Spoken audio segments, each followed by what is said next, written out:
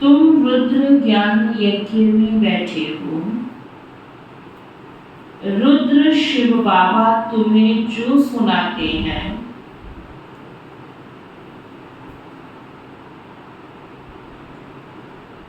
वह सुनकर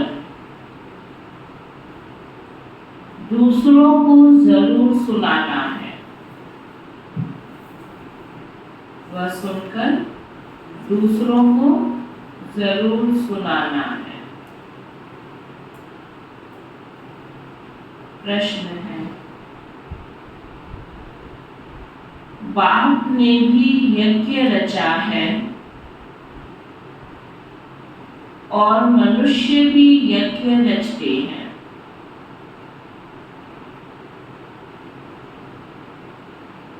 दोनों में कौन सा मुख्य अंतर है? कौन सा अंतर होगा? बाबा भी यज्ञ रचते हैं और मनुष्य भी यज्ञ रचते हैं, लेकिन बाबा कहते दोनों में अंतर है। क्या अंतर है?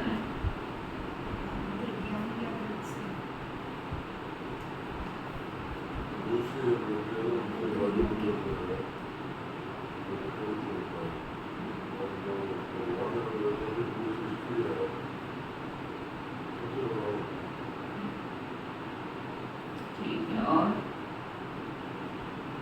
और क्या अंतर होगा?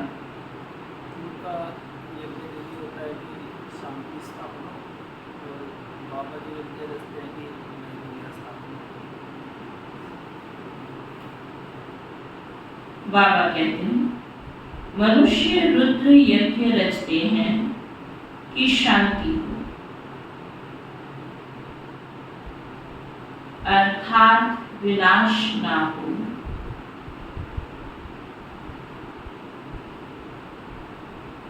लेकिन बाप ने रुद्र यज्ञ रचा है कि इस यज्ञ से विनाश ज्वाला निकले और भारत स्वर्ग बने।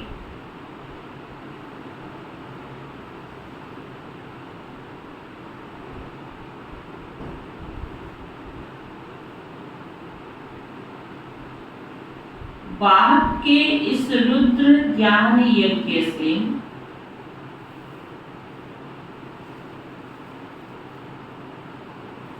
तुम नर से नारायण अर्थात मनुष्य से देवता बन जाते हो।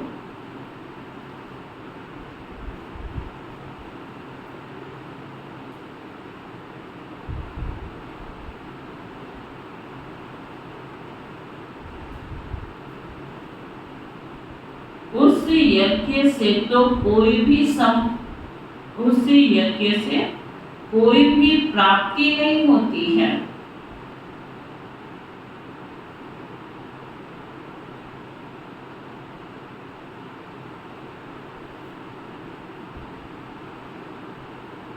ये बाबा का रुद्र ज्ञान यज्ञ, जिससे हम सबको क्या प्राप्ति हुई?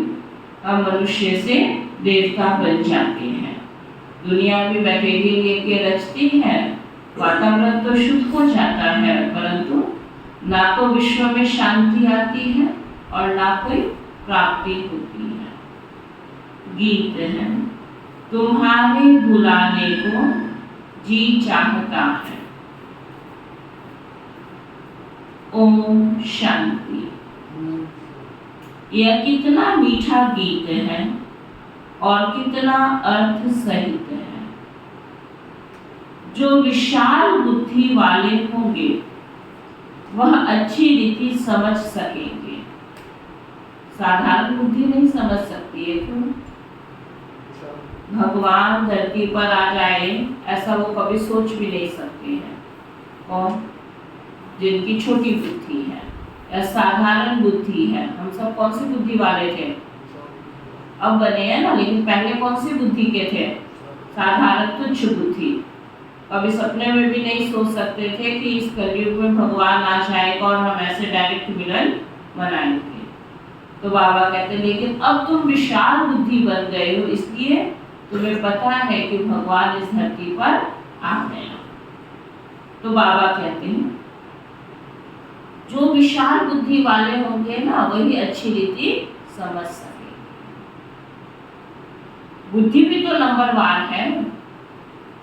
एक इस क्लास में कितने सारे स्टूडेंट होते हैं, लेकिन जितने स्टूडेंट हैं सबकी बुद्धि एक जैसी होती है। केवल पढ़ाई एक जैसी होती है, टीचर एक जैसा होता है, लेकिन पढ़ने वालों की बुद्धि सबकी अलग है। तो बाबा कहते हैं सबकी बुद्धि भी तो नंबरवार है ना, उत्तम मध्यम कनिष्ठ होते हैं। उत्तम बुद्धि वाले इसका अर्थ अच्छी रीति समझ सकते हैं। किसको बुलाया, क्यों बुलाया, और बुलाने के बाद हम फायदा क्या उठा रहे हैं। तो जो जितनी अच्छी बुद्धि वाले होंगे ना वो उतना क्या करेंगे। अगर भगवान को हमने बुलाया और हमारे बुलावे पे भगवान आया है तो क्या करेंगे, उतनी ही उससे प्राप्तियां भी करेंगे। लेकिन ये कौन समझेगा, जिसकी जितनी अच्छी बुद्धि। साधारण बुद्धि वाले क्या समझेंगे, ठीक है संगम पर आना था आ गया है बाबा, मिलना था मिल लिया है बाबा से, कर लेंगे जितना जिससे हमसे पुरुषार्थ और अपना पुरुषार्थ कर लेंगे। लेकिन बाबा कहते हैं जो अच्छी बुद्धि वाले हैं, उत्तम बुद्धि वाले हैं, वो अच्छी रीति समझ सकते हैं। तुम्हारे बुलाने को जी चाहता है, यह कौन याद करते हैं, बच्चे। कौन से बच्चे, बच्चे तो मेरे ढेर हैं। जो ब्राह्मण बने हैं, जो देवता थे, जिन्होंने ही पूरे 84 जन्म लिए हैं, उन्होंने ही जास्ती बुलाया है। वही शिव अथवा सोमनाथ के मंदिर की स्थापना करते हैं। सिद्ध होता है हम जो पूज्य देवी देवता थे अभी पुजारी बने हैं। बरोबर हम पूज्य थे फिर पुजारी बने तो सोमनाथ शिव की पूजा करते हैं। रुद्र यज्ञ बहुत रचे हैं। रुद्र ज्ञान, बाबा कहते रुद्र यज्ञ तो बहुत रचा, दुनिया में बहुत रचते हैं, लेकिन रुद्र ज्ञान यज्ञ कभी नहीं रचते। रुद्र यज्ञ माना परमात्मा शिव का एक नाम रुद्र भी है। तो ऐसे रुद्र मटेरियल यज्ञ जिसको बाबा कहते हैं वो तो दुनिया में बहुत बार रचे हैं, द्वापर से बहुत भक्ति की।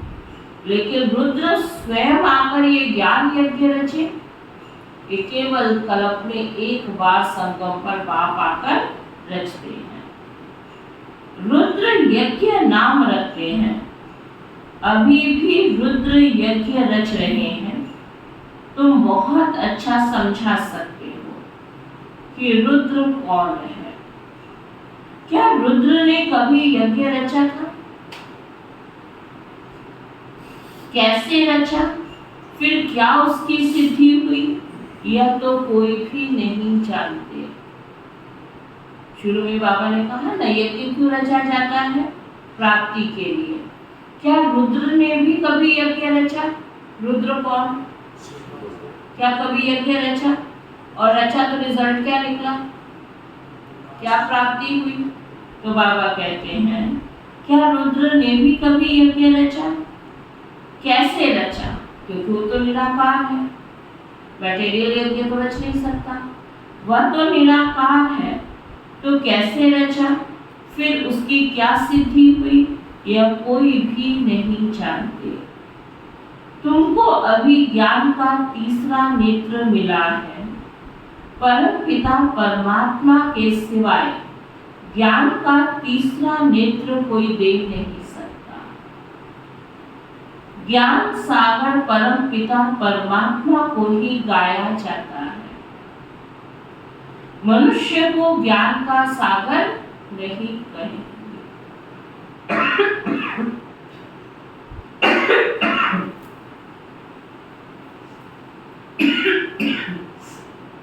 तो बाबा कहते हैं मनुष्य को ज्ञान का सागर नहीं कहेंगे। अभी तुम जानते हो, हमको दादे का वर्षा मिल रहा है, जिसको ही याद करते हैं कि बाबा आकर अविनाशी ज्ञान रत्नों का दान करो। कौन सा दान कर रहे हैं बाबा? फिर हम दान लेकर औरों को दान करें। दान ले रहे हैं, किस लिए?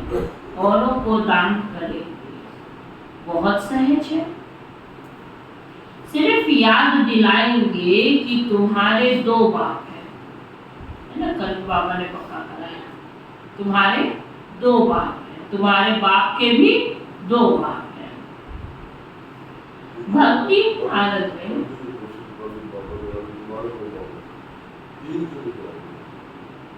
क्या शरीर के नाते से बाबा बोल रहा है ना, ब्राह्मणों के नाते से नहीं बोल रहा है।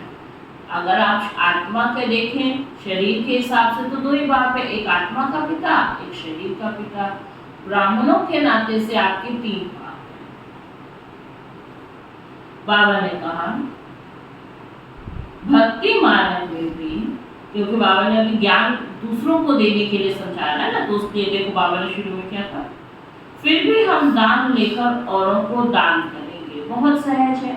अब जो लोग जिनको दान करोगे उनको क्या समझाना? देखो सिर्फ तुम्हारे 2 बाप हैं, उनको बताइए ना, जब तक वो ब्राह्मण नहीं बने हैं, तुम्हारे 2 बाप हैं। भक्ति मानक में भी तो 2 बाप थे ना, एक शरीर का पिता, एक परमात्मा पिता। और सत्युग त्रेता में, सत्युग त्रेता में कितने बाप थे? एक। कौन सा?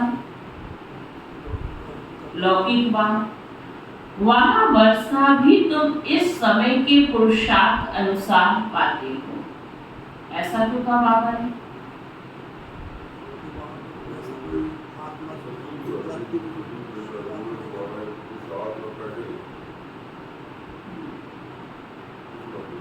ठीक है, क्योंकि यहाँ के पुरुषार्थ अनुसार ही भविष्य में तुम्हारा जन्म होगा, और जिस घर में जन्म होगा उसका प्रॉपर्टी के मालिक का हम स्वतः ही बन जाएंगे। तो बाबा कहते हैं लेकिन जन्म का आधार क्या होगा? संगम का पुरुषार्थ। द्वापर में जो जन्म होता है उसका आधार क्या होता है? संगम का पुरुषार्थ नहीं होता। जैसा कर्म नेक्स्ट अगला जन्म, फिर कर्म, फिर अगला जन्म, फिर कर्म, फिर अगला जन्म। खराब कर्म किया, गरीब घर में अंधे लूले लग रहे, अनेक बीमारियों के साथ जन्म। अच्छे कर्म किए, अच्छे घर में जन्म। धन दान किया, धनवान घर में। विद्या दान की, बुद्धिमान बनेंगे। स्वास्थ्य दान किया, तंदुरुस्त जन्म लेंगे। तो जो किया एक का एक, एक का एक, लेकिन यहाँ पे जो करेंगे उसके आधार पे 21 चलेगा। समझ में आया? तो वो बाबा कह रहे हैं वहां वर्षा भी तुम इस समय के पुरुषार्थ अनुसार पाते हो। तो तुम बच्चों का माथा फिरना चाहिए, माथा घूमना चाहिए, बुद्धि चलनी चाहिए। किस बात की? कि उसके आधार पे मैं क्या कर्म कर रहा हूँ, सोचना चाहिए। बच्चों का बुद्धि चलनी चाहिए। उसको बाबा ने कहा माथा फिरना चाहिए, माना चिंतन चलना चाहिए। ऐसी ऐसी जगह जाकर पूछना चाहिए कि रुद्र ज्ञान यज्ञ किसने रचा था? क्या रुद्र ज्ञान यज्ञ है या रुद्र यज्ञ है? केवल एक ज्ञान शब्द बीच में से हटा दिया। रुद्र यज्ञ तो दुनिया भी जानते हैं, लेकिन क्या रुद्र यज्ञ है या रुद्र ज्ञान यज्ञ? माना शिव बाबा आएगा तो क्या ये यज्ञ रचेगा? तो बाबा कहते हैं रुद्र तो निराकार है, अब वह यज्ञ कैसे रचेगा?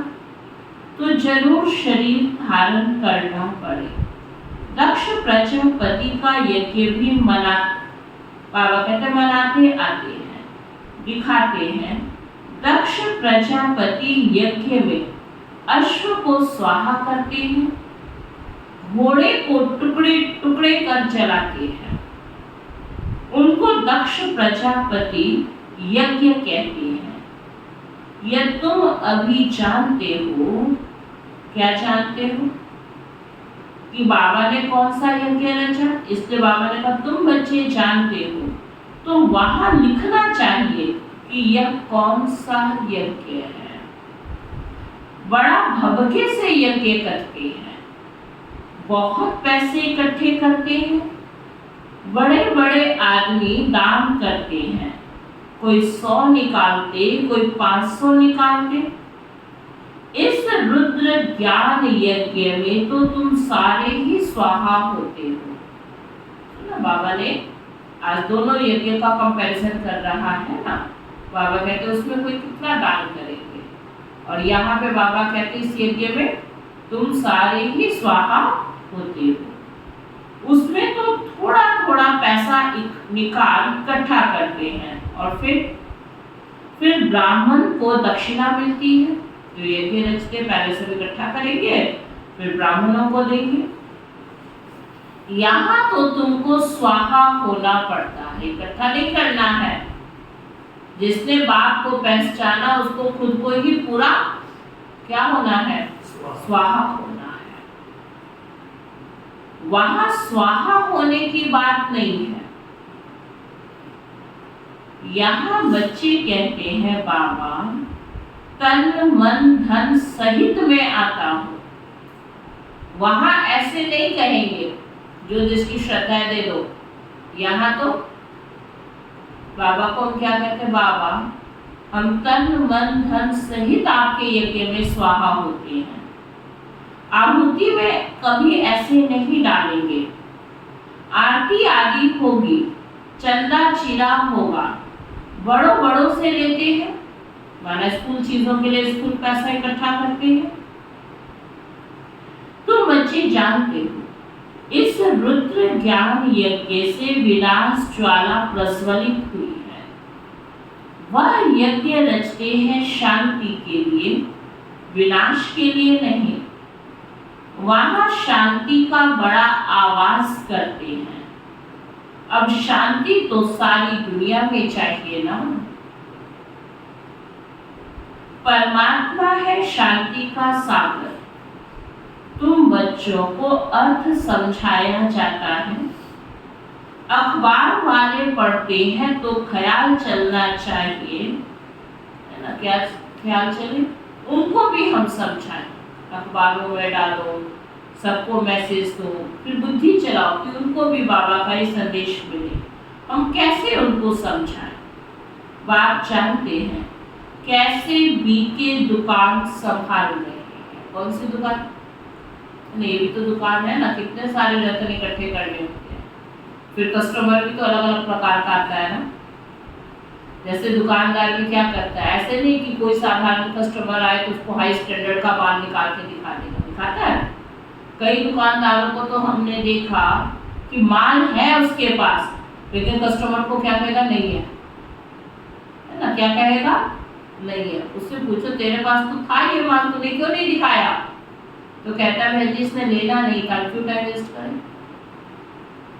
तो पूछो उनको तुम्हें पता है ये नहीं लेगा क्या, तो पुराना कस्टमर है, पता है सब कि कितना ये लेता और कितना नहीं लेता। होता ही नहीं ऐसे दुनिया में। माल है उसके पास, लेकिन टाइम वेस्ट क्यों करें, क्यों दिखाएं।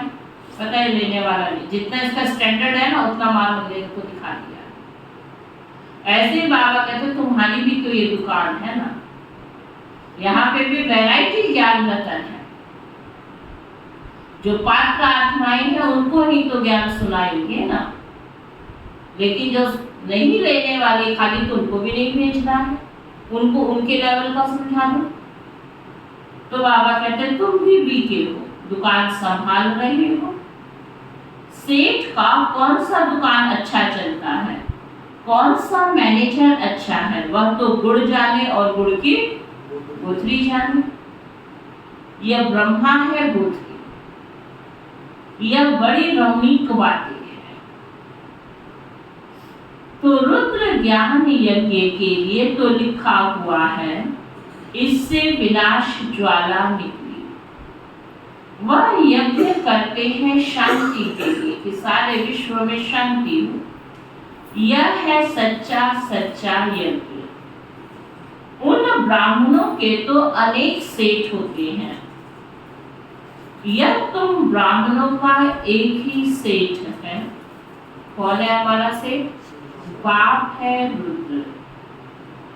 रुद्र बाप कहो, शिव कहो, सोमनाथ कहो, उसने यज्ञ ज्ञान यज्ञ ये रचा है जिसमें तुम बैठे हो। वह यज्ञ तो 2-4 दिन चलेगा और तुम्हारा यह यज्ञ, तुम्हारा रुद्र ज्ञान यज्ञ तो बहुत बड़ा है। उसमें टाइम लगता है, इतना बड़ा यज्ञ है, टाइम लगता है। यह है नर से नारायण अथवा मनुष्य से देवता बनने का यज्ञ। वह तो ऐसे नहीं कहेंगे। बाप बैठ समझाते हैं कैसे उनको सावधान करो। बड़ों को बोलो, यह तुम जो यज्ञ रचते हो उसमें भूल है। डरना नहीं है। कोई कितना भी बड़ा हो उनको तुम समझा सकते हो। क्या समझा सकते हो? आज कौन सी बात पर टेंशन खिंचवा रहा है बाबा? हाँ, बाबा कहते हैं उनको समझा सकते हो कि केवल रुद्र यज्ञ नहीं है, ये रुद्र ज्ञान यज्ञ है। भूल क्या की है तुमने कि परम पिता परमात्मा कल्प कल्प संगम पर आती है। शास्त्रों में तो युगे युगे लिख दिया है, यह तुमने भूल कर दी है। वैसे ही रुद्र यज्ञ रचते हैं जैसे तुमने युगे युगे वाली भूल की है। भगवान हर युग में नहीं आता, कल्प के संगम पर आता। ऐसे दूसरी भूल क्या की कि नाम था रुद्र ज्ञान यज्ञ और लिख दिया तुमने रुद्र यज्ञ। 2 मिस्टेक हो गई ना। तो बाबा कहते हैं वैसे ही यह रुद्र यज्ञ रचते हैं, लेकिन वास्तव में यह है रुद्र ज्ञान यज्ञ। शिव का नाम है रुद्र, उसने ही ज्ञान यज्ञ रचा है।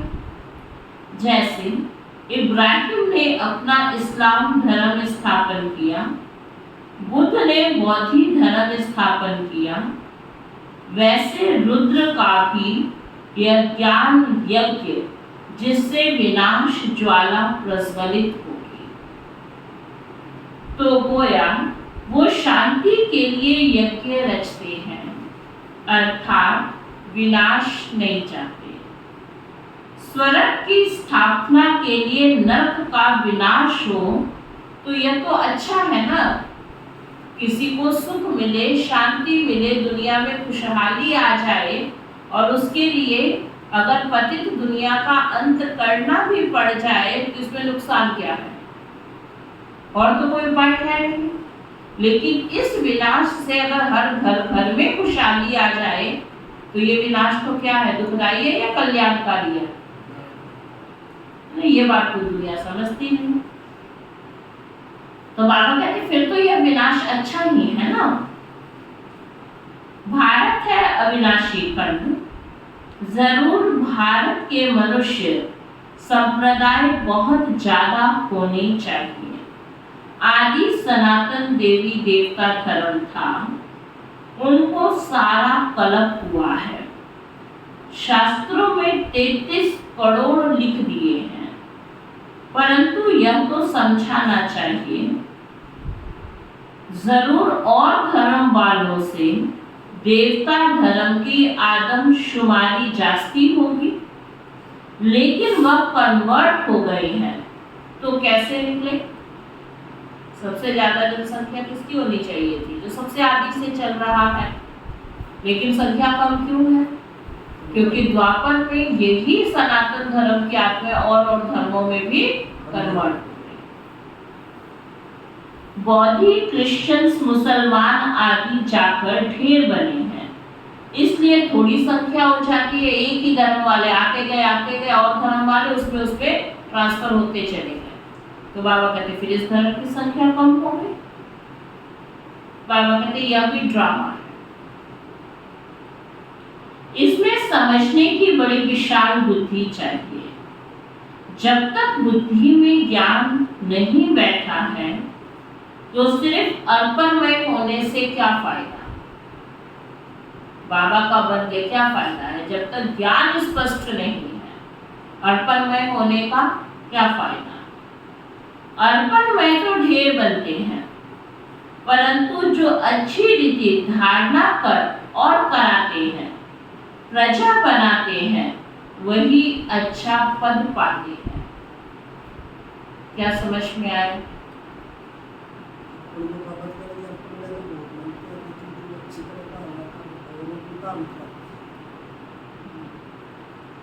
हम सब कौन सी लिस्ट में बैठे हैं, है ना? अर्पणमय तो हो गए तभी यहाँ बैठे हो ना।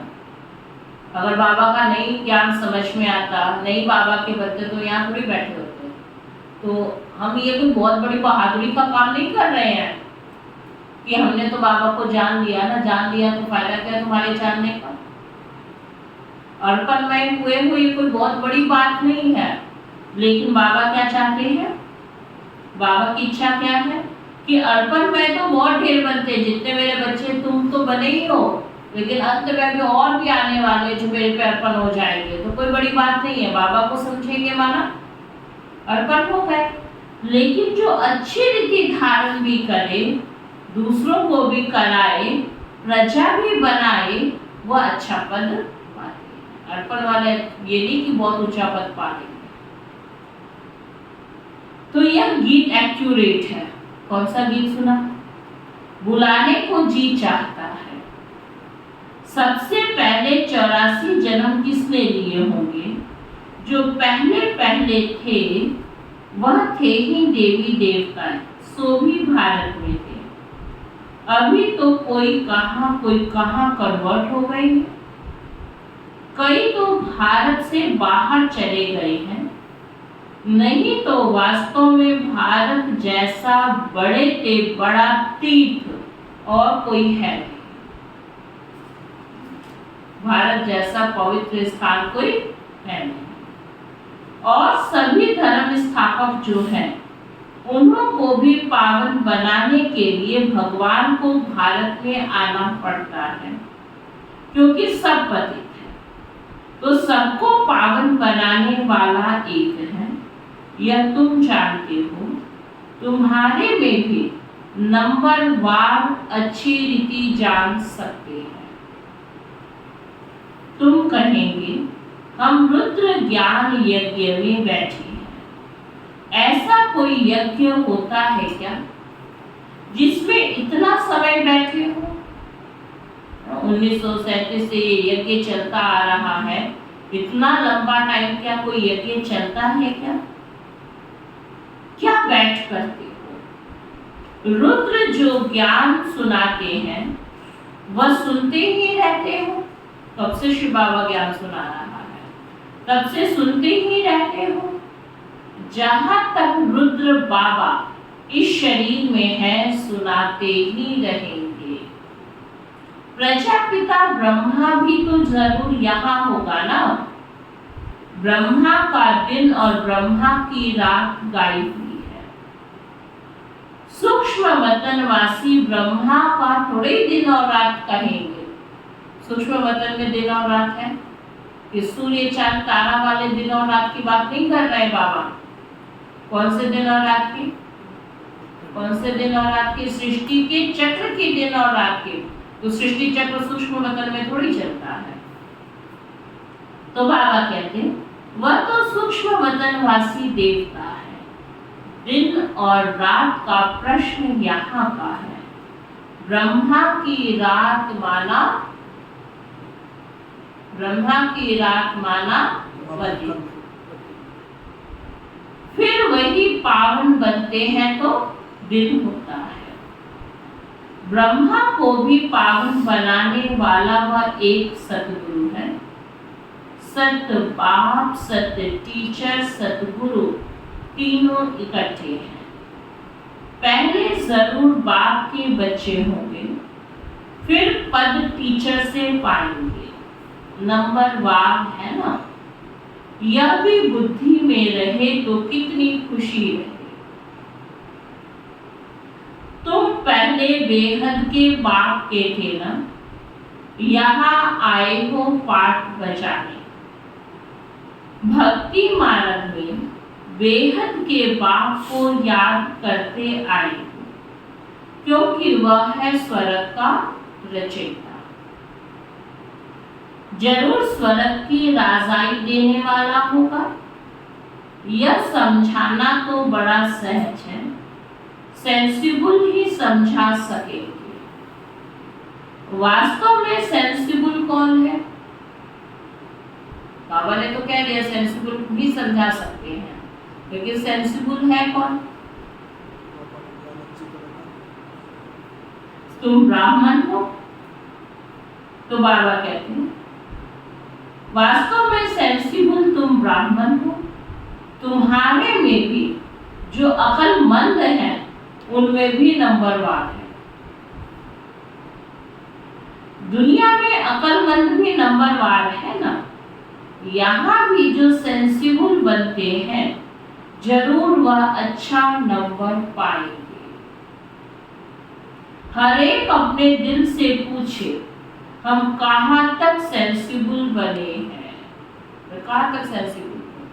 हर एक पूछे। जैसे बाबा मुरली चलाते हैं वैसे वहां भी तुम्हारी मुरली चल सकती है। तुम उन्हें समझाओ कि रुद्र यज्ञ और रुद्र ज्ञान यज्ञ में रात दिन का फर्क है। रुद्र ज्ञान यज्ञ रचा तो उससे विनाश ज्वाला निकली, भारत स्वर्ग बना, और यह फिर यज्ञ रचते हैं कि विनाश ना हो, अर्थात स्वर्ग स्थापन ना हो। विनाश नहीं होगा, स्वर्ग कहाँ से आएगा? तो अगर वो यज्ञ रचते हैं तो विनाश ही ना हो तो स्वर्ग कैसे आएगा? रुद्र ज्ञान यज्ञ रचता हूं, तुम प्रतिज्ञा करते हो। बाबा हम आपसे सुनकर औरों को सुनाएंगे। अच्छा, औरों को सुनाओ। तुमने प्रतिज्ञा की तो अभी सुनाओ औरों को दो संदेश बाबा का। पहले यहाँ तो रिपीट करो, घड़ी घड़ी रिपीट करो, जो फिर कहाँ समझा सको। कईयों को आता नहीं है ना समझाना, तो बाबा कहते जब भी मिलो ज्ञान का ही चिंतन करो। तो जब सारा दिन बुद्धि में वही चीज बैठी होगी तो जिससे भी मिलोगे ऑटोमेटिकली क्या होगा? वही ज्ञान रतन आपकी बुद्धि से निकलेगी। फर्स्ट क्लास पॉइंट है। जो सारा दिन ज्ञान का चिंतन करता है ना, उसकी बुद्धि में बाबा टचिंग भी देता रहता है। आप खुद ही हैरान होंगे कि ये पॉइंट तो मुझे ही नहीं पता था, पता नहीं बाबा ने कैसे टच कर दिया। उस यज्ञ में तो तिल जौ आदि डालते हैं। मेरे रुद्र ज्ञान यज्ञ में तो सारी पुरानी दुनिया की सामग्री स्वाहा हुई थी, परंतु यह सब बातें कोई की बुद्धि में अच्छी रीति धारणा नहीं होती। बात को याद नहीं करते तो बुद्धि का ताला नहीं खुलता। बाबा कहते हैं हम भी क्या करें? बाबा क्या करें? नहीं किसी की बुद्धि का ताला खुलता तो बाबा क्या करें? इस समय बुद्धि ही पतित है। सभी का ताला तो खुलता ही नहीं, बुद्धि ही पतित है। उनको पावन बनाता हूँ। जो मेरे को याद नहीं करते उनमें धारणा नहीं हो सकती। बुद्धि का ताला कैसे खुले? याद से ही खुलेगा। मोस्ट बिलव्ड बाप हैं, उनकी बड़ी महिमा करते हैं। शिव बाबा की कितनी महिमा है। शिव की पूजा भी होती है तो जरूर आता होगा ना। बिगर ऑर्गन्स आकर क्या करेगा? तो अब ब्रह्मा में मैं आया हूँ। तुम बच्चे बाप दादा के सामने बैठे हुए हो, परंतु देह अभिमान होने के कारण इतना लव बाप के लिए रिगार्ड नहीं रहता। ये अभिमान बहुत है ना, इसलिए इतना बाबा के लिए सामने बैठे हैं हम बाबा के लिए, तो फिर भी बाबा के लिए प्यार नहीं, तो इसको क्या करें? अब कहीं ऐसा तो नहीं है कि बाबा के लिए प्यार नहीं है। बाबा प्यार की निशानियां बता रहा है, उसको नोट करके हम खुद चेक करें कि बाबा जो हमसे चाहता है क्या वो उसकी चाहना मैं पूरा कर रहा हूँ। तभी तो बाबा के लिए प्यार मन में आएगा ना। तो बाबा कहते हैं ये अभिमान बहुत है, इसलिए इतना लव नहीं है। बाबा के लिए रिगार्ड नहीं रहता, डायरेक्शन पर मुश्किल चलते हैं। आज्ञाएं तो बाबा की बहुत मिलती है, सबको सब कुछ पता है, लेकिन बहुत मुश्किल चलता है। हमें पता है कि हम ये श्रीमत तोड़ रहे हैं, ये नहीं कि कोई हमें रियलाइज कराए। आधी से ज्यादा बातें हम सभी ब्राह्मणों को खुद ही पता होती हैं, लेकिन फिर भी हम बाबा के डायरेक्शन पर नहीं चलते। क्यों नहीं चलते? कारण कुछ नहीं है, अंदर बाबा के लिए वो प्यार नहीं है। और प्यार क्यों नहीं है? तो बाबा ने कहा क्योंकि देह अभिमान, देह समझते तभी तो डायरेक्शन पे नहीं चलते हैं, अहंकार में आ जाते हैं। बाबा कहते मैं निरहंकारी हूँ, तुमको इतना अहंकार क्यों आता है? पूछ रहे हैं बाबा, मैं तो निरहंकारी हूँ, तुमको इतना अहंकार क्यों आता है?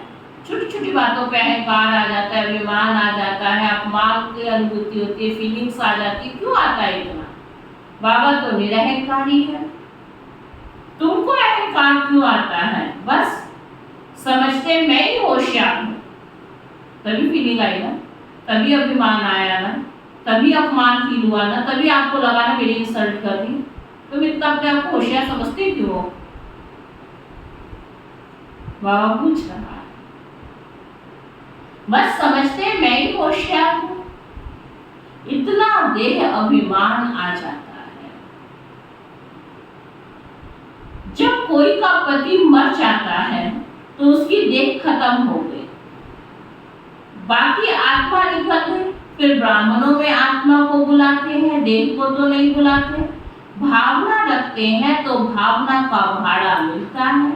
पति को याद करते रहे तो पति का साक्षात्कार कर लेंगे। बाबा साक्षात्कार तो कराते हैं ना, ऐसे भक्तों का प्यार होता है, लेकिन आएगी तो आत्मा ना।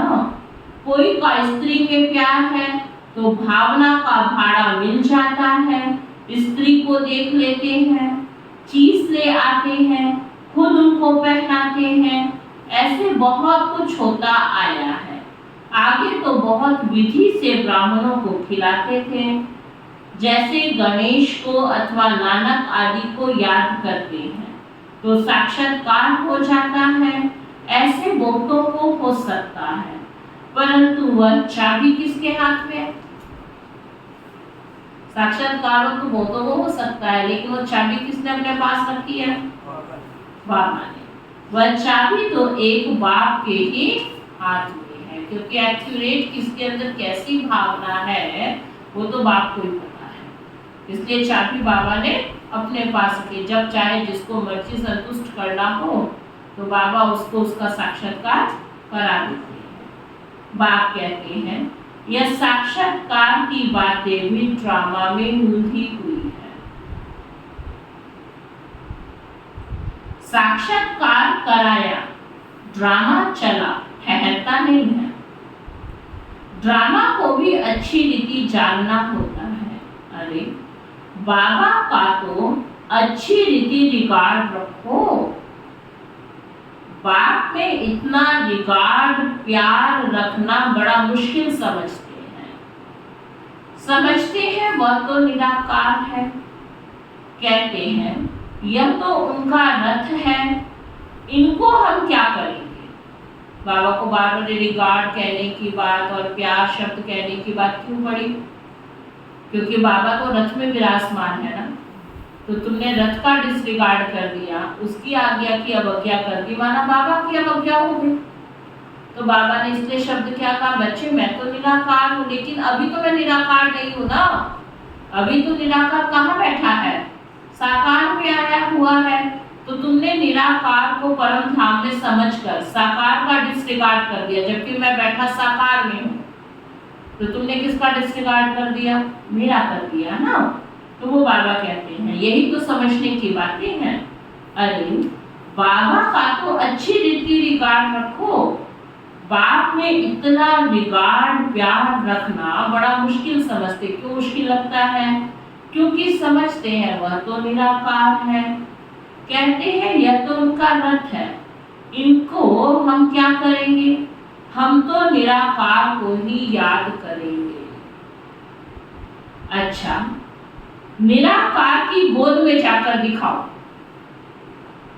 तब तो साकार में बाबा थे ना। प्यार लेना है ब्रह्मा से और याद करो, तुम रिगार्ड करो निराकार का, है ना? तो ये कैसे होगा भाई? तो बाबा ने कहा अच्छा जाओ, फिर निराकार की गोद में जाकर दिखाओ। जाओ निराकार के साथ खाओ पियो। फिर क्यों इच्छा रखते हो कि बाबा के साथ खाएं, निमित्त के साथ खाएं? बाबा कहते क्यों? फिर निराकार के साथ खाओ पियो, तुम इनके पास फिर क्यों आते हो? निराकार परम धाम में रहता है तो परम धाम में जाओ ना, इनके पास क्यों आते हो? कहते हैं नहीं बाबा, आप इसमें हो, आपको हम इसमें विराजमान समझ चलते हैं। यह बड़ा मुश्किल किसकी बुद्धि में रहता है? ये सारा बुद्धि का खेल, बड़ा मुश्किल बुद्धि में रहता है। ऐसे बहुत हैं जो गपोड़े लगाते हैं। हमारा बाबा में बहुत प्यार है, बाबा यहाँ बैठा है और तुम कहते हो हमारा बाबा में बहुत प्यार है। हम इतने घंटे बाबा को याद करते हैं। बाबा कहते हैं मैं भी पूरा याद नहीं करता हूँ। कौन? कि ब्रह्मा बाबा कह रहे हैं मेरी भी बुद्धि इधर उधर चली जाती है, मैं भी पूरा याद नहीं करता, और तुम्हारा ये 24 घंटे निरंतर लगा हुआ है। और लगाए तो अच्छी बात है, फिर उसकी निशानी। तो बाबा कहते हैं मैं तो एक ही सिक्की लदा बच्चा हूँ, फिर भी मैं पुरुषार्थ बहुत करता हूँ। बाबा ने, किसने कहा? ब्रह्मा बाबा ने शिव बाबा को क्या कहा? मैं एक ही सिक्की लदा शिव बाबा का बच्चा हूँ, फिर भी मुझे बहुत पुरुषार्थ मैं करता हूँ। अच्छा, मीठे मीठे सिक्की लदे बच्चों प्रति माता पिता बाप दादा का याद प्यार और गुड मॉर्निंग। रूहानी बाप की रूहानी बच्चों को नमस्ते। हम सब रूहानी बच्चों की रूहानी बाप दादा को सिकवा प्रेम से नमस्ते नमस्ते नमस्ते जी। अब सारी मुरली का सार, अर्पण होने के साथ साथ अपनी बुद्धि को विशाल बनाना है। आज बाबा ने दोनों बातें समझा दी है ना। अर्पण किसको कहते हैं और बाबा के श्रीमत पे चलना किसको कहते हैं?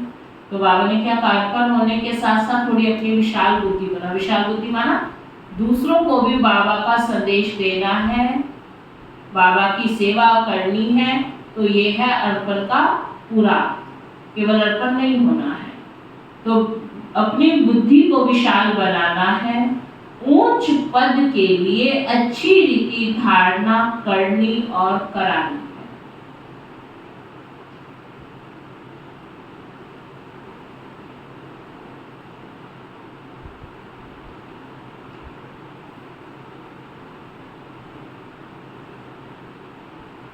बाप समान निरअहंकारी बनना है।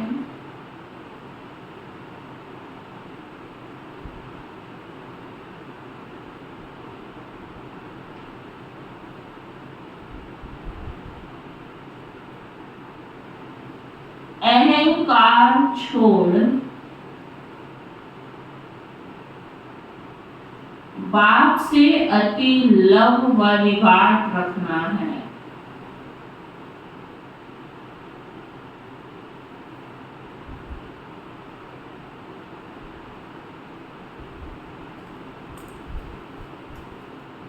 देह अभिमान में नहीं आना है।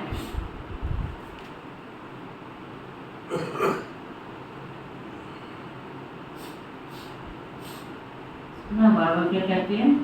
अहंकार छोड़ दो और बाबा से बहुत बाबा के लिए प्यार और रिगार्ड रखना है। देह अभिमान में नहीं आना है। वरदान है, मालिक बन कर्म इंद्रियों से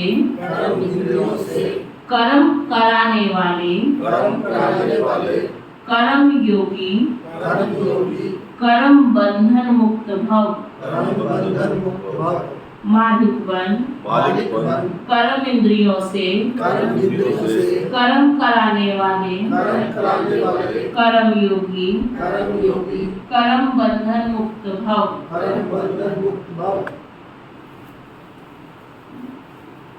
तो आज बाबा ने वरदान में क्या पाठ पक्का कराया सभी को?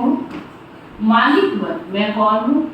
इस शरीर का गुलाम नहीं हूँ, मैं आत्मा मालिक। ये कर्म इंद्रिया कौन है? मेरी प्रजा है। मैं आत्मा कौन हूँ? राजा। तो बाबा कहते हैं मालिक बन कर्म इंद्रियों से कर्म कराने वाले कर्म योगी कर्म बंधन मुक्त।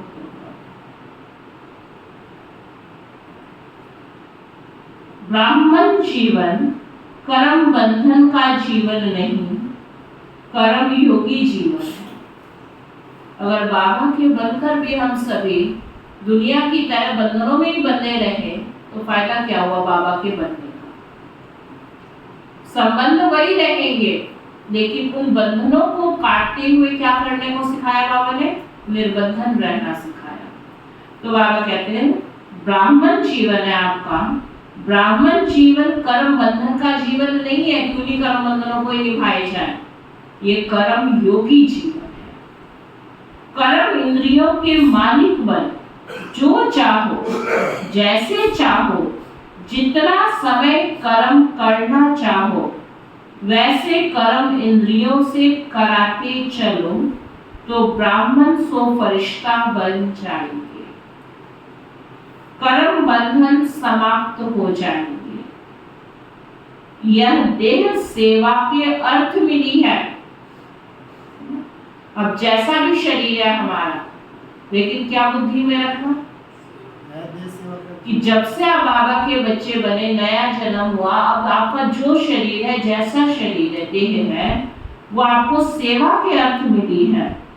कर्म बंधन के हिसाब किताब की जीवन समाप्त हुई। पुरानी देह और देह की दुनिया का संबंध समाप्त हुआ। अभी तक भी इस देह को अपने बंधन निभाने में मत लगाओ। ये देह सेवा अर्थ मिला है, ना कि अपने पुराने कर्म बंधनों को निभाने के लिए मिला है।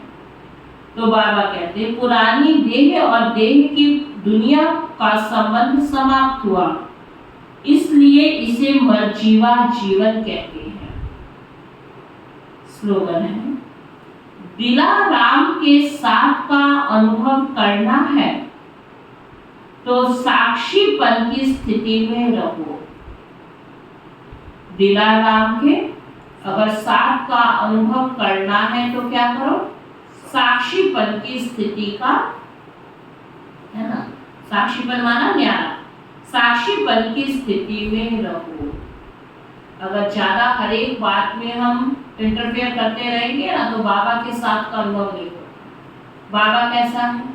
सारी दुनिया को देख रहा है, सारी दुनिया की बातों को जानता है, सबको अच्छी तरह से जानते हुए भी सबको प्यार से संभालता है। लेकिन कैसे? फंसकर या प्यारा होकर, है ना। और हम क्या करते हैं? हम जब अपनी ड्यूटीज को पूरी करते हैं तो न्यारे होकर करते हैं या फंसकर करते हैं? कभी तो हम परेशान हो जाते हैं, उदास हो जाते हैं, थक जाते हैं, धोखा खा लेते हैं, है ना। क्यों? क्योंकि हम फंस जाते हैं। बाबा कहते हैं जितना आप शिव बाबा के साथ का अनुभव करोगे, दिलाराम को अपने साथ रखोगे, तो उसके लिए जैसे बाबा न्यारा ऐसे आप भी न्यारे होकर फिर बाबा कहते कर्म करो, तो साक्षी होकर, जिसको बाबा कहते हैं। अच्छा भाई, आज का अव्यक्त इशारा है, कोई भी खिटखिट का कारण होता है तू मैं। फिर किस बात में होती है? तू और मैं, मेरा तेरा। लेकिन बाप को सामने रख, दिल से मेरा बाबा कहो, तो कोई भी खिटखिट वह समस्या सहज समाप्त हो जाएगी। न तू न मैं, बस मेरा कौन है? मेरा बाबा। तो क्रिकेट समाप्त। सदा निर्विघ्न बन तीव्र पुरुषार्थ से उड़ती कला का अनुभव करते रहो, तो बहुत काल की निर्विघ्न स्थिति, मजबूत स्थिति सब मजबूरियों को सहज समाप्त कर देगी। मजबूरियां आएंगी आपके सामने, लेकिन बहुत काल का आपको अभ्यास है। किस बात का? किस बात का? निर्विघ्न रहने का। किस बात का? मजबूत रहने का। तो आज अगर आपके जीवन में कोई मजबूरी आ भी जाएगी ना, तो वो मजबूरी आपको पता भी नहीं चलेगी कैसे समाप्त हो गई, क्योंकि आप शुरू से ही बाबा के बने और मजबूत रहे हो। कैसी भी परिस्थिति आई, आप हिले नहीं हो, तो अब कैसे हिलोगे? इसलिए हर बात में बाबा क्या कहते हैं? चिरकाल का अभ्यास हो। जो हर बार फेल होता रहेगा, फेल होता रहेगा, फेल होता रहेगा, तो अंत में बिल्कुल माइनर सा पेपर आएगा तब भी फेल हो जाएगा।